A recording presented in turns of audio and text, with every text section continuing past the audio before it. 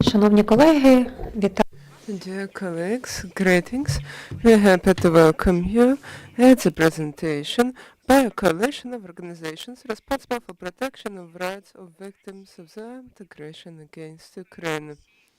Today, despite all the challenges, strikes, and morning air raid alarms in Kiev, cold blackouts, and heating outages have come here today, and we're happy to welcome everyone in the hall and everyone join us online. Today we have simultaneous interpretation, so I will kindly ask everyone to speak slowly, so you can hear, so your your speeches can be translated. So the Russian aggression against Ukraine has continued for over a decade. Our people, our citizens, are badly affected. Over 20% of territories are occupied. And of course, these challenges are unprecedented for people staying in temporary-occupied territories affected by the armed aggression and these people who experience displacement. Today, we are organizing this event on the day of opening of another session of the Verkhovna Rada of Ukraine.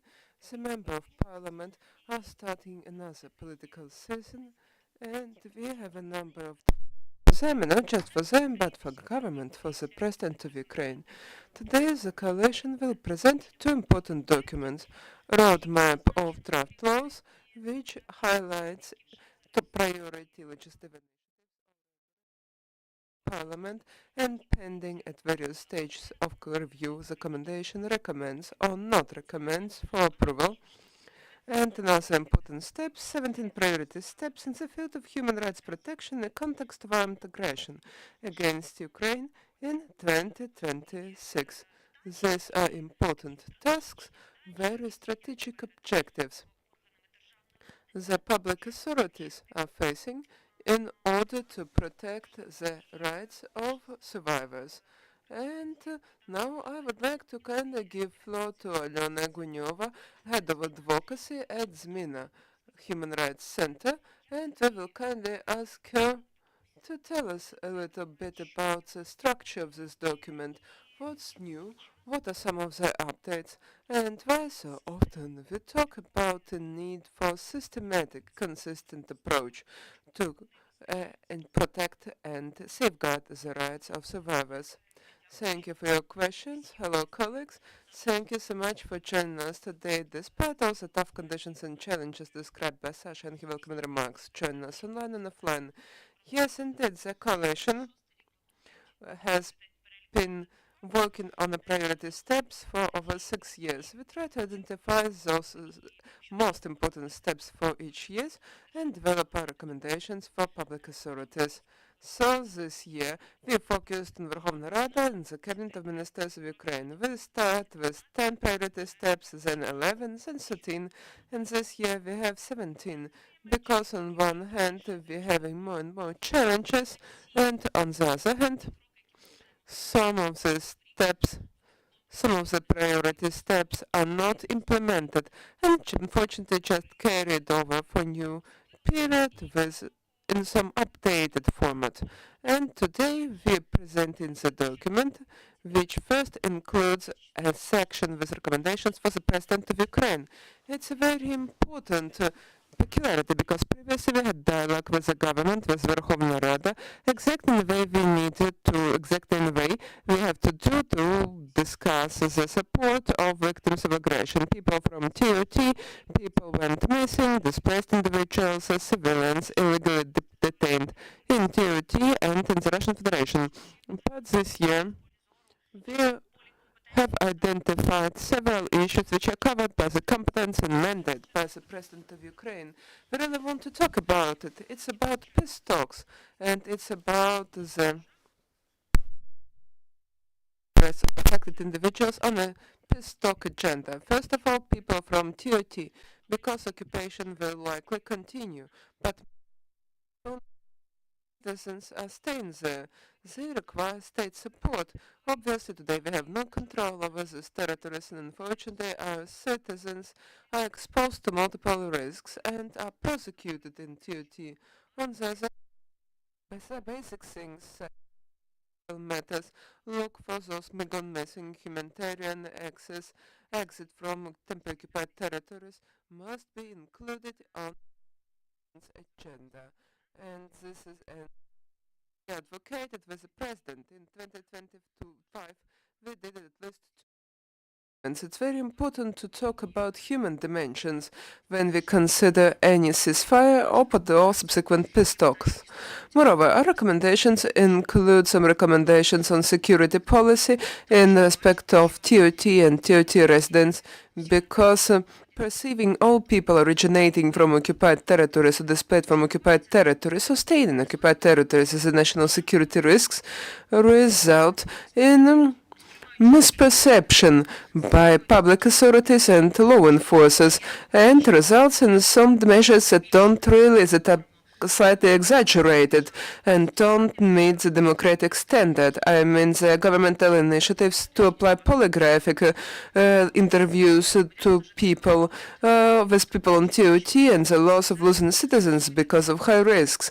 It's about security component and two more essential recommendations. It's about prioritizing exit and support of young people from occupied territory because youth is our potential, youth is our resource, and this is a population who is willing to live. So we need to provide support and implement and introduce protection mechanisms and support mechanisms for these young people here in Ukraine. We need to prioritize young people who want to live in government-controlled territories. And the last recommendation is answer to question posed by Sasha. The war victim protection system requires more presidential attention. Previously, we addressed the government. Last year, we applied with the government. We kindly asked them to identify authorized agency responsible for supporting the victims, because there is none for now. However, the government did not respond. And when the Ministry of Reintegration of Temporarily Occupied Territories was approved by the President, we believe that it's the President's responsibility to initiate the review of victim support architecture, because we need a really efficient governmental authority. Thank you, Alyona. And now we basically slowly transition to my next question. I want to ask to Olga Skrypnyk, Head of Management Board of Crimean Human Rights Advocacy Group. We heard a lot about various ideas and initiatives on protecting children returning from deportations, political prisoners, and POWs. But there's supposed to be a system, right? What is your vision of the protection system? What kind of approach should be adopted by the government to make sure that no one is left behind the board and make sure we don't have a competition among survivors for these scarce limited resources? Please, the floor is yours. Hello, Oleksandra. Thank you, everyone. We really appreciate you coming here despite our common challenges. I highly appreciate you staying with us today. We are also grateful to Armed Forces of Ukraine and Air Defense Forces who saved us and our critical infrastructure tonight. We are also grateful to all journalists and reporters who continue to work despite risks and challenges to show the truth about people affected by armed aggression of the Russian Federation. And yes, indeed, our coalition is taking care of different categories of survivors. Alexandra named some of them, and for example, we know that for some of them, such as children or prisoners of war, there are some solutions and some support mechanisms. But yes, indeed, the war has been waged for 12 years, and we still don't have a consistent system for all survivors, particularly those who suffered health damage and other harm due to the war. It include conflict-related sexual violence, torture, and arbitrary detentions. There is no system in the government, and there is no strategic vision of how the system is supposed to look like. So some of these people are literally left behind the board. They are beyond the government's vision. These people are invisible, and there are thousands of individuals, including survivors of torture. For example, there is no entry point for them today, no place where they could go to get access to government support. Yes, they may apply with international organizations and human rights organizations, but the government doesn't support them because they're invisible for the system. Let's take another category. visible for the government. Let's say survivors of conflict-related sexual violence. There is a special law on supporting CRSV survivors. This law is not implemented in practice. In 2022, the government was supposed to develop a draft law on non-pecuniary damage, and it could be a good starting point to build this framework. But unfortunately, this draft law has been never developed. So we enter year 2026 once again without draft law and without a governmental consensus vision. And we also don't have any government actors who would be responsible for this kind of support. It was a very long story of government. It has been a really long story of governmental transformation, specifically in terms of protecting survivors. Once we had Ministry of Reintegration, which was later transformed to the Ministry of Development when some of the powers were conferred. Then this sad story about the Ministry of National Unity, but we end up in a situation, we end up with ourselves in a situation when now in early 2026 we don't have any actor with specific mandate and competence to support survivors. And actually the result is a lack of strategy and lack of support mechanisms. Back last fall, our coalition petitioned with the government to develop basic support framework for all survivors, covering various categories, not just those visible for the government, but those I've mentioned who are left behind the board, because this basic support framework must include MHPSS, medical care, targeted cash assistance where needed, and it's supposed to be needs-driven, because needs are very diverse. Sometimes some needs are really short-term, such as 2 or 3 months of support are enough for a person to rebuild normal life and resume some agency. But some survivors of some Russian crimes have lifelong consequences, medical consequences and disabilities specifically. Therefore, we insist that this basic framework must be developed, and it's really important to have institutional actor responsible for it at the government level. We need someone to assume responsibility for these people. Unfortunately, Russian crimes are ongoing in temporarily occupied territories, and they continue here in government-controlled territory, because what happened tonight, these strikes are a clear crime. And so even people visible for the government, covered by special laws, for example, so-called civilian prisoners, people arbitrarily detained as a result of Russian aggression, don't yet have full protection from the government. Some are still left abroad. Here we're talking about civilians released from captivity outside of exchange process. For example, let's take a look at some statistics. Through exchange mechanism, Ukraine returned around 6,000 of our citizens. Most of them are military, and these released individuals returned to Ukraine through exchange mechanisms. Only 400 are civilians. So basically less than 7% of civilians return home through exchange mechanisms.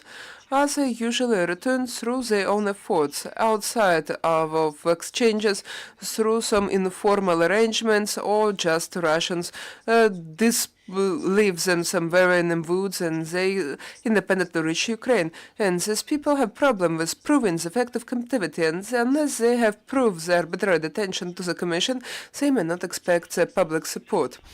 We repeatedly highlighted it in our recommendations. So yes, partially we were hurt by the government, and in late last year, December 24, there was a new resolution on priority steps for released individuals was developed. It includes MHPSS, medical care, and 50,000 hryvnias of one-time cash support. But once again, you need to receive a certificate from a United Center, and it's a huge risk, because some people who were unable to prove their arbitrary detention later won't be able to get the certificate. It will be another commission hearing, and they will have to prove the detention once again. So it's a visible category. We keep talking about it.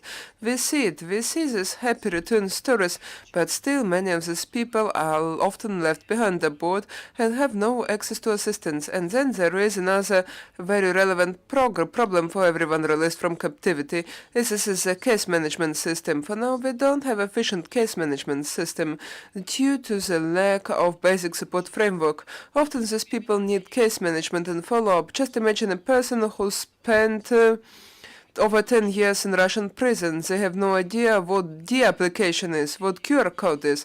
They don't know many basic things they have changed, that have been introduced to our lives. So sometimes they require case management or even long-term case management. And if this basic support framework is developed, it will become a foundation for this case management for our citizens who survived the most terrible crimes committed by Russians. So we insist on it. We will continue our work with the government. We are open for cooperation. We are willing to prepare and develop any necessary documents to share our experience, proactively participate, and make a contribution. Thank you so much, and I will be happy to answer any additional questions. Thank you, Olga. Yes, indeed. Protection of our citizens captured by Russian Federation and surviving the survivors of Russian crimes, returning home to Ukraine is very important. We work together to bring them back. But Russians harm not just people, their lives and health. Russians also damage property. And now I would like to give floor to Ms. Anastasia Burau, head of advocacy of housing rights at R2P, Right to Protection, so we can discuss current existing compensation mechanisms, how property rights of survivors are protected, and what are some of the recommendations and priority steps are recommended to the government in order to uphold such property rights. Hello, Oleksandra. Thank you so much for this question, and thank you so much for joining us today as part of this event. Thank you so much for your attention to this important matter. The significance of this matter is once again highlighted by tonight's attacks. These strikes happen almost daily all across Ukraine, resulting in damage and ruination of housing and leaving many Ukrainians without the roof over their head. Actually, since 2023 in Ukraine, there is absolutely new compensation mechanism for damaged and destroyed housing. We have to highlight that this mechanism was proactively launched, it has been proactively implemented, and it evolved in response to the needs of survivors. For example, last year, a number of changes were introduced to the mechanism. Now we can highlight some improvements. For example, simplified procedure and simplified requirements to the consent of co-owners to provide compensation for damaged housing, and the mechanism of remote inspection of destroyed housing in an active combat zone was launched. Finally, we also have some procedure for distribution of cash compensations to address housing issues to individuals who were not previously covered by compensation mechanism. Here we're talking about specifically survivors whose housing is left in temporarily occupied territories. Все одно існує низка. Nevertheless, there is still a number of barriers and systematic challenges, structural challenges, which create problems with access to compensation mechanisms for many survivors. Actually, the law introducing the legislative framework for new compensation mechanism includes pretty strict systematic limit restrictions. It does not apply to housing ruined or destroyed before the start of the full-scale invasion, and it also does not include compensations for damaged or destroyed housing in temporarily occupied territories. So the owners of this property have no opportunity to apply and seek compensations, receive funding to acquire a new home, a new house, or a new apartment in Ukraine government-controlled territory. And in order to expand and ensure higher outreach of the existing compensation mechanism, we really wanted to bring your attention to some draft laws which are currently pending review by hearing by Verkhovna Rada. For example, it includes a draft law 13136, which provides for extension and improvement of this procedure. This draft law also introduces a new procedure for recovery and repair of residential apartment blocks, so the legal entities who used to own apartments and premises in such houses could receive them back as a compensation after full recovery. But in addition to systematic restrictions and limitations I mentioned, there is another big challenge. Currently, compensations are available only to those individuals whose ownership title is entered in the Unified Register of Plural Estate Titles, which has been launched in 2013. However, many people purchased their apartments before 2013, and sometimes the title documents existed in hard copy only, and now there is unfortunately no access to such archives due to hostilities. Some archives are destroyed, some are left in TOT, and there is another extra challenge because these strikes may result in additional destruction of title documents to property people may keep in paper form. So in order to alleviate the situation for homeowners who don't have their houses and apartments registered in new register launched in 2013, the draft law also proposes some legislative changes. We have draft law 11440. Since December 2024, it has been pending the second reading. Also, this mechanism proposed therein is pretty important. It's simplifying administrative procedures for registering the title for previously acquired property in the Unified Register, where there is no access to hard copy archives. This draft law also introduces some safeguards to prevent fraud and non-good faith practices. And on the other hand, it's a very important challenge for many victims. For whom the lack of registered title is a significant barrier in accessing compensation mechanism. Furthermore, the Parliament is also reviewing a number of other draft laws focused on improvement of the compensation mechanisms. At the same time, if we take a look at these draft laws in more details, we may find some contradictions or different visions as to further development and evolution of compensation mechanism. Therefore, it's really important to develop a systematic, consistent consensus vision and approach so we can avoid segmentation and fragmentation and scattering our efforts. But we really need a focused, targeted approach here. We need to specifically focus on challenges that need to be addressed, and we need to make it systematic through joint effort of legislators, civil society, and experts, take into account the voice of survivors on the improvement of this mechanism. And yes, of course, we once again getting back to the important changes that took place over the last year is a deployment of housing vouchers mechanisms specifically designed to support internally displaced people whose housing is left in temporarily occupied territories, those who evacuated from temporarily occupied territories, and it's an extremely important benefit. The deployment of these mechanisms, and at the same time, it definitely requires expansion so we can reach as many individuals as possible, specifically those who are not covered by existing compensation mechanism. It can be at least some solution to get a roof over their head and acquire a new home in Ukraine. Thank you so much for your attention. Thank you. За цей виступ. Дякую, Анастасія. Thank you for your speech. Thank you for your this very insightful information. Yes, indeed, these solutions need to be introduced at legislative level. And let's move on. So our coalition has been worked with internal displacement since 2014, but obviously the scale of displacement increased dramatically after 2022. So despite existing legislation, the problem with protecting the rights of IDPs and separate categories of IDPs requires some update. And now I would like to give floor to Ms. Natalia Yurlova, a lead legal expert on legislative analytics from Donbas-SOS.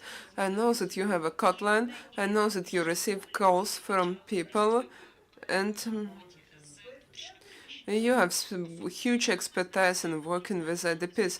So what are some of the systematic challenges related to IDP rights, and what do you suggest as part of the roadmap to address it?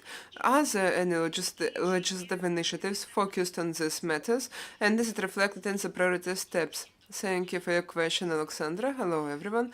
Thank you for joining us today. There are many challenges. Yes. And I would like to start with some numbers. So as of late 2025 in Ukraine, there are over 4.5 million IDPs registered in Ukraine, and unfortunately the number of IDPs is growing day after day. For people like this, it's not something temporary, it's their new life. Therefore, the government needs to respond proportionately. There is important priority reflected in the priority steps. It's continuous and uninterrupted public policy in respect of IDPs. The internal displacement strategy expired in 2025. Now it's early 2026, and the government has not yet introduced for public discussion a new strategy of public policy in terms of internal displacement, and has not yet developed a clear strategic framework to govern this area. The key tool, the key instrument here is so-called IDP journey route, integrated and digitalized model, case management model for all stages of internal displacement, starting with a decision on evacuation and up to reintegration and adaptation into hosting community, or up to decision to return to the previous place of residence, where security situation is can afford it. If we talk about systematic support of internally displaced people, we need to focus specifically on draft law 12301, which is a part of our roadmap. It's in a green zone, and we highly recommend this draft law for adoption. This draft law is an important step towards systematic regulation of IDP rights. It introduces changes to the law on rights and freedoms of internally displaced people, and it highlights the logical framework of mandatory governmental support at all stages of internal displacement, from evacuation to return or reintegration. And in terms of support, probably the most important question for people calling hotline is social benefits. At the same time, we understand that social benefits, well, they have an important function, but this important function is a quick, short-term response. It does not create sustainability, and it does not address housing problems in long-term perspective. Therefore, it's important to highlight that according to official statistics, in Ukraine we have 1,115 temporary centers, temporary accommodation centers, but in second half of 2025, over 147,000 people have been evacuated. The government is expanding the transit center network, but for most people, these collective centers have become a kind of long-term solution for their problem. Some IDPs have stayed there for over 12 years, just imagine it. And however, collective centers are not suitable for long-term living. Some are deployed in non-residential buildings. They don't meet minimal hygiene, accessibility, and privacy standards. So, as a result, we create social isolation, stigmatization, and lack of ability to plan the future and integrate into hosting community. The government has to develop and implement a gradual accommodation plan for people staying in collective centers with clear timelines, alternatives and priorities. So just to sum up my vision of systematic support, we believe that in 2026 should supposed to be a year of transition from reactive solutions to systematic policies. And this is exactly what we reflect in our priority steps. Thank you. Very ambitious goal. Very ambitious objectives you put for the government and NGOs to motivate the government for such solutions. And before we proceed with the second round of questions, I would like to give floor to our last speaker, Dmitry Spafarov, National Advocacy Specialist at CrimeaSOS.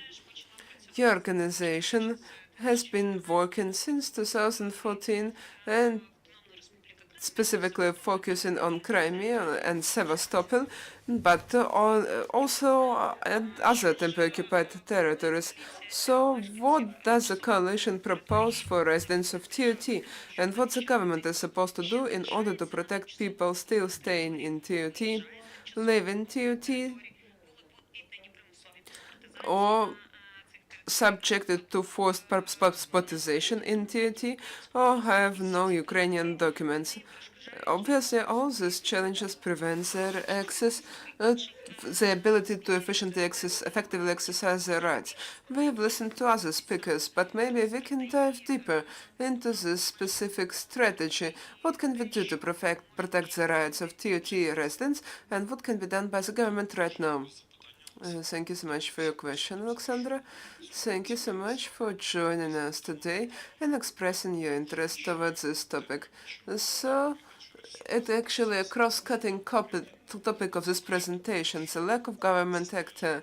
I have to once again highlight the liquidation of the Ministry of Reintegration caused significant risks, and these risks I have realized, specifically in terms of TOTs, because today the government literally has no actor responsible for formulation and implementation of public policy for temporarily occupied territories and its residents, because the Ministry of Development and Community is basically a ministry responsible for development, for construction and recovery, but it's not about people. We just have to admit it.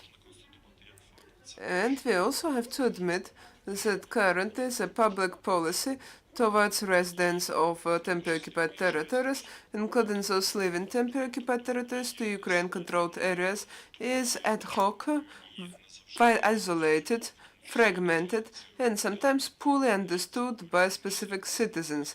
I represent the organization with a hotline, so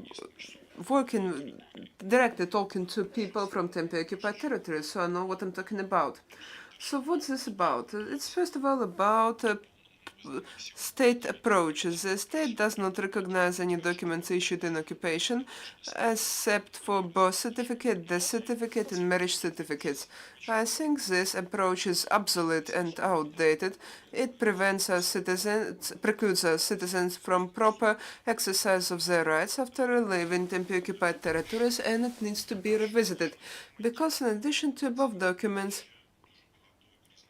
many other legal many other legal facts happen in occupation. It includes medical documents to prove employment and insurance links.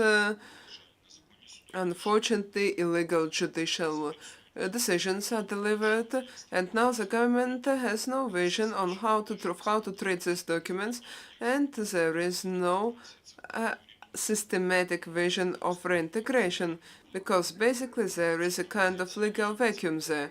There is no position, and it requires urgent changes to specifically address all above documents. We need changes, and we need simplification to promote efficient implementation of our citizens live in TOT. Also, as a result, we have a problem. We have poor coordination with national security policy and lack of balance between national interests and private interests of citizens living in TOTs. Because on one hand, we send the message that we need to support close relationships to the citizens. We need to remember that these people are our citizens. But on the other hand, these various governmental actors and agencies produce some legislative initiatives, like the draft law on polygraph interviews, or, for example, the case law on application of criminal law on collaborationism, for example. It's very often excessive, disproportionate, and too broad as a result of pretty unclear wording. And just to wrap up, I want to highlight another challenge.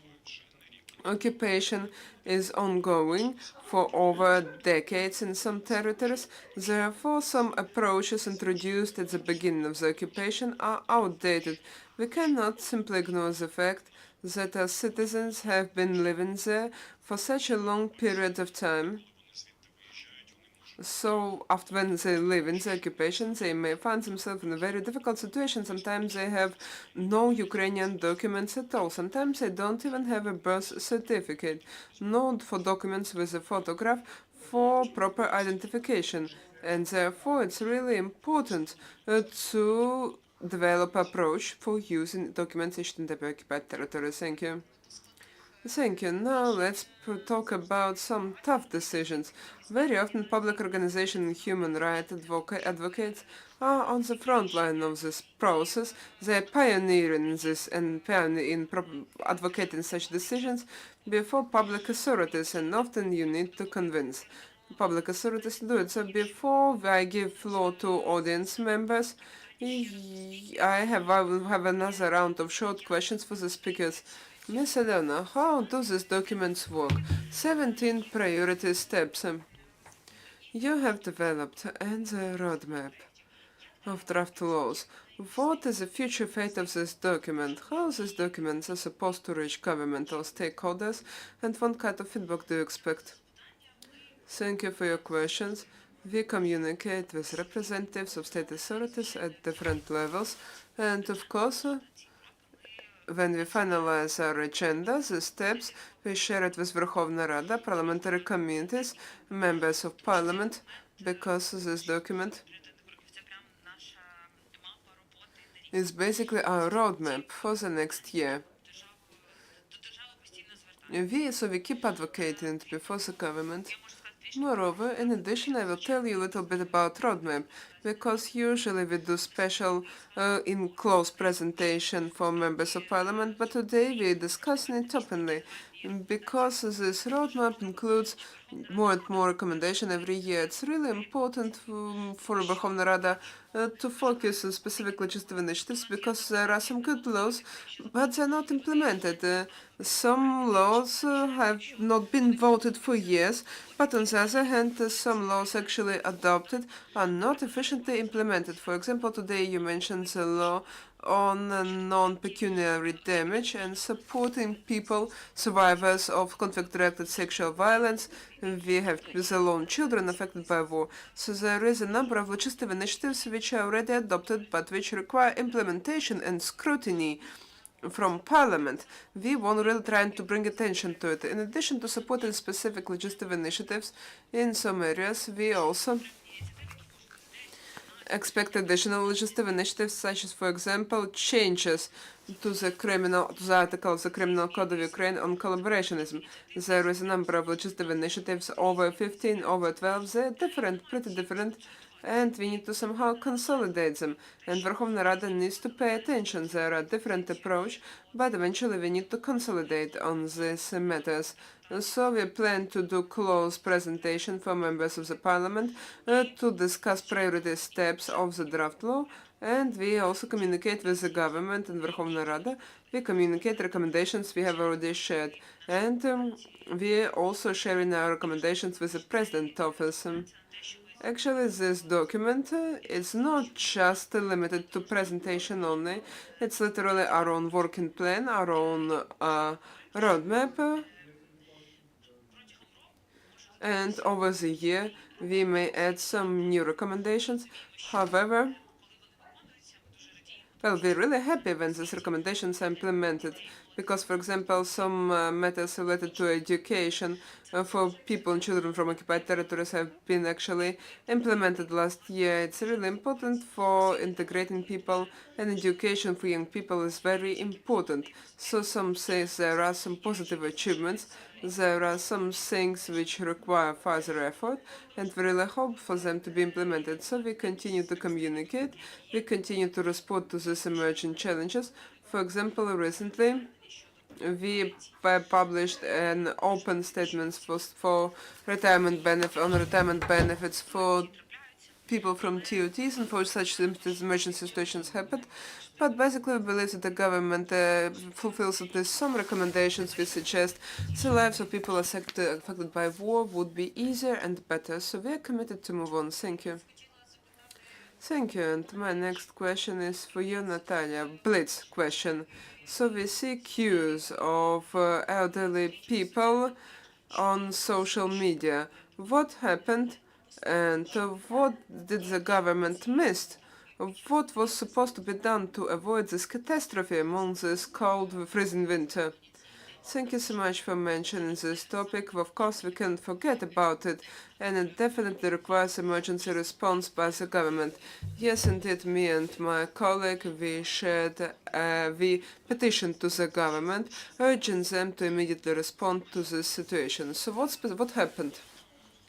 In February last year, the government adopted Resolution 299, which has become effective in March 2025. In line with this resolution, internally and displaced people, including elderly people who stay in Ukraine government-controlled territory, were supposed to confirm the fact that they do not receive any retirement benefits from Russian Federation until the end of 2025.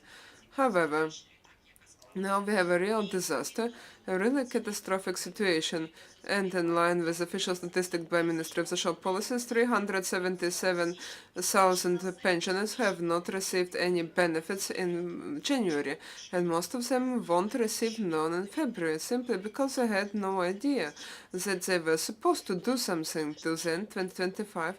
They were not properly informed, therefore now they are forced to wait in queues, come to the queue at 5 a.m. and try to understand what's wrong with their retirement benefits. And based on information we receive, sometimes it's true for combat veterans who have disability pensions and children who receive pensions because of a loss of caregiver. And they are required to confirm that they don't receive any benefits from Russian Federation. Here we ask the government to respond, to restore payment of pensions to those who lost this entitlement due to the loss of said confirmation, contact these people, and make sure that the pension fund takes steps to collect all the necessary information it needs, without putting this burden, shifting this burden to people, so they are not left during this freezing winter without electricity in heat, without money, without ability to buy food, medicines, and other essentials. І протягом 2-3 місяців. For 2 or 3 months. Thank you.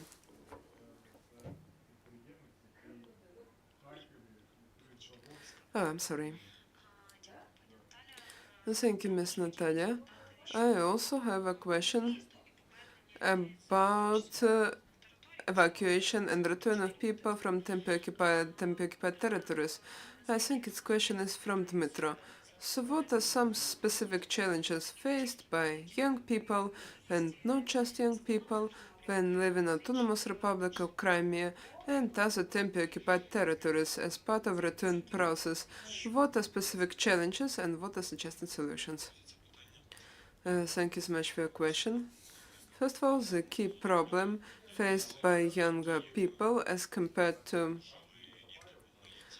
older people who turned 18 in government-controlled territory is that, young people who are now 18 years old and wish to leave Crimea may have no Ukrainian documents except for their birth certificates, and in some cases they don't even have this document. So often such people leave temporary-occupied territories through third countries, and sometimes they are just hanging there in these countries for several months. It may take like a long time, and when they have no legal status and legal reasons for stay, it's pretty problematic. They have to use external diplomatic institutions to communicate with Ukraine, and sometimes they may not just receive any written rejections, they just receive some explanations why they are not authorized to return to Ukraine.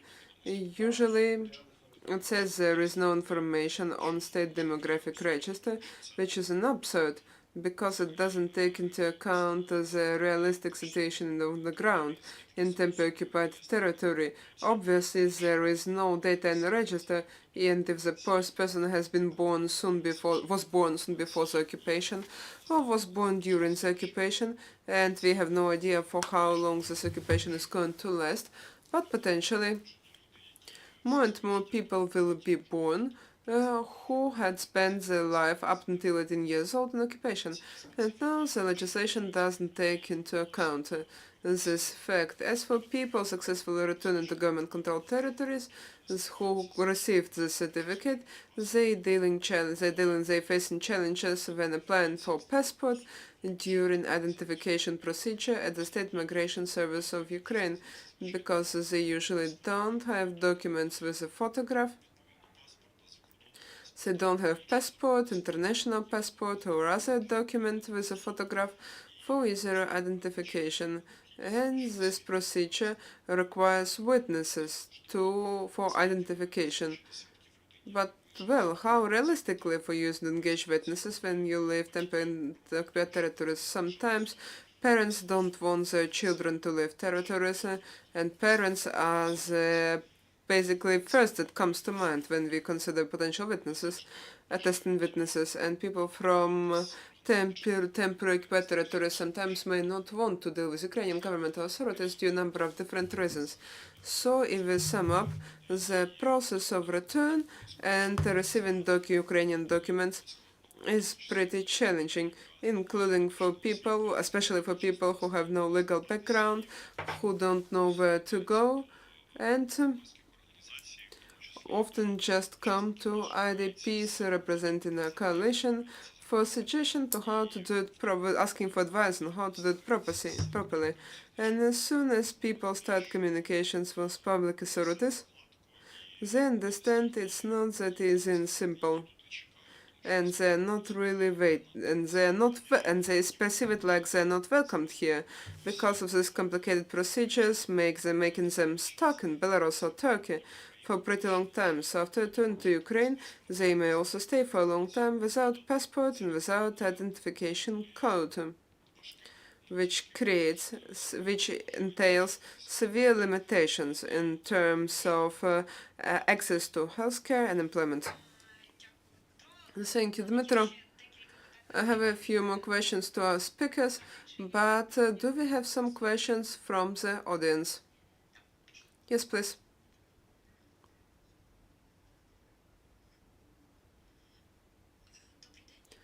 Hello, Maria Sandarchuk, Free Radio. We have several questions, but we just had this conversation about the document. I want to ask a question to Mr. Dmitry. You mentioned that Ukraine recognizes only specific documents issued in temporarily occupied territories. So, in your opinion, what documents TOT documents must be recognized by Ukraine to support reintegration of people, to avoid this complicated identification procedure, but at the same time avoid potential legalization, so to say, of occupation powers? Thank you. Thank you so much for your question. Just a brief remark. We're not talking about recognition of documents. We talk about using of information from these documents to simplify the exercise of constitutional rights by our citizens. It's very important. We need to develop a mechanism for using information from forcibly issued Russian passports. Our citizens often hold when living TOT because these illegal documents include a photograph and potentially could be used as a potential evidence to simplify the identification procedure when applying for Ukrainian passport. Once again,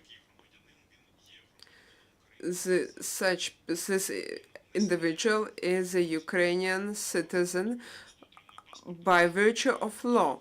They just need passport to confirm it. However, they hold the citizenship by virtue of law.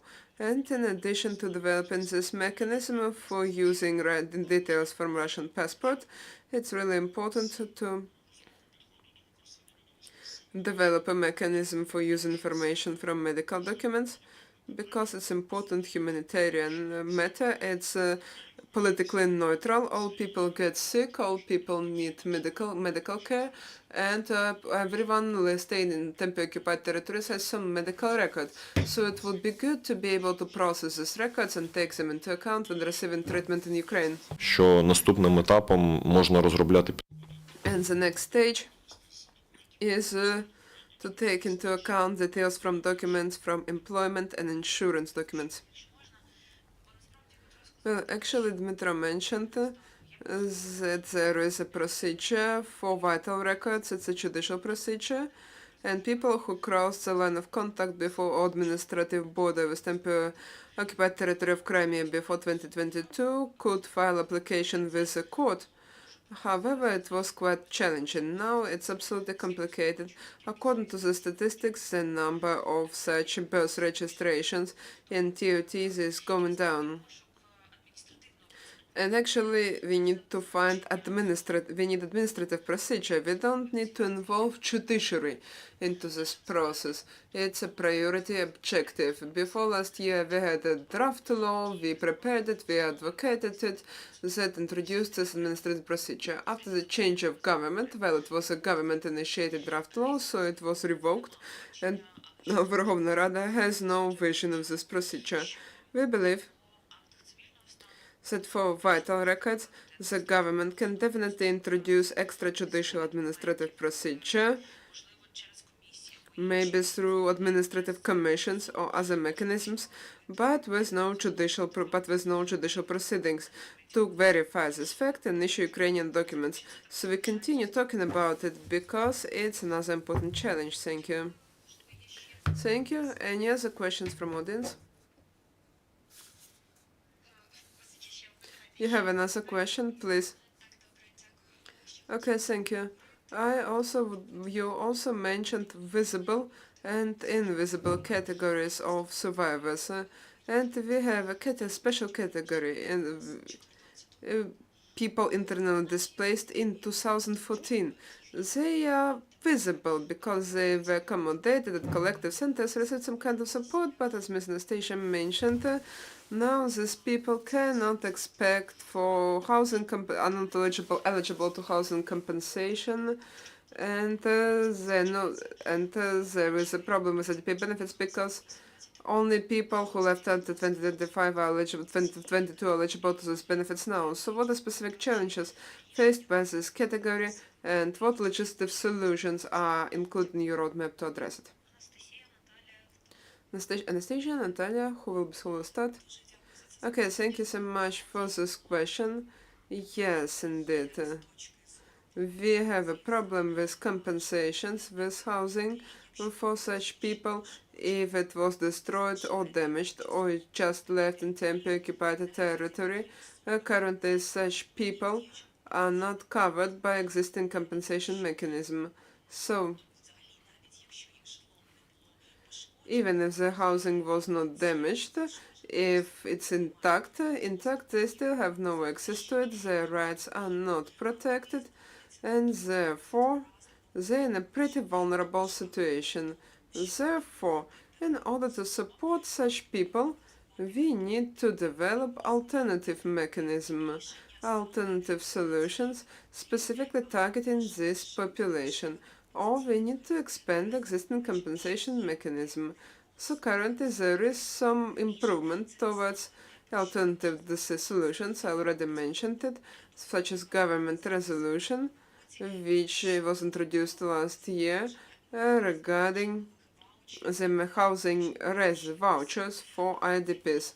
This mechanism is rather novel, but at the same time potential beneficiaries is very limited, and there is a critical need to expand it, which would also require some additional financial resources at the governmental level, because previous initiatives aimed at protecting the rights of such individuals, for example, the draft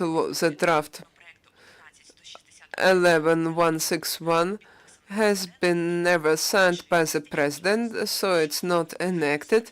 And we understand that one of the reasons behind it is exactly the lack of financial resources to support all people from this category. So we insist, and we really want to highlight the need to expand the mechanism of housing vouchers for internally displaced persons, and the local communities and the government in the national level need to consider other potential housing solutions to offer to such individuals, such as prioritization of certain residential programs.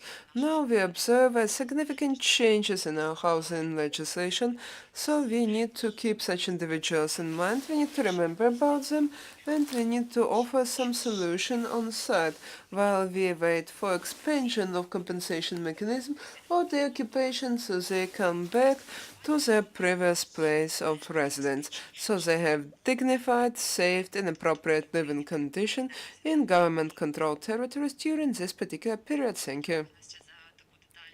Thank you, Nastya, for this detailed information. Actually, that's exactly what I was talking about. Starting with social support and up to housing support, it's easy to understand tool, 2 or 3,000 hryvnias to support IDPs. At the same time, you're absolutely correct. Such support is provided to individuals relocated after forced conversion. However, the resolution still identifies some categories of IDPs, such as pensioners, people with disabilities, who receive support regardless of the date of displacement. Of course, there is some limitation based on level of income, but at the same time, there's already people with disability relocated back in South Sudan. Yes, there are some eligibility requirements, but they can expect this support. At the same time, the key challenge IDPs are facing, regardless of the year of displacement, as in 2014 or after forced invasion, is a lack of housing solutions. So I'm not just going to repeat what my colleague already said, but they really need national level and local level solutions to address the housing issue, and it's essential to solve the key internal displacement program and ensure the integration to host communities. Okay, we are about to wrap up our presentation for today, but let me remind you again. Today, unfortunately, we did not discuss all the details. We still have some very interesting secret Easter eggs in this priority steps. For example, we didn't talk about the right of IDPs and people from TOT during first post-war elections. We didn't mention evacuation from brownland territories. So these priority steps are still available in this document. Today, this document will be published in open access on web pages of organizations in the coalition. Let me remind you that coalition includes 9 organizations: ZMINA Human Rights Center, Donbas-SOS, CrimeaSOS, Right to Protection, EastSOS, Group of Impact Holding, Stabilization Support Services, Crimean Human Rights Group, and Understanding of Crisis. Please feel free to check their page profiles on social media to find these 17 priority steps and learn more about the work of coalition in general. Thank you so much for your attention, and see you again soon. I appreciate our speakers.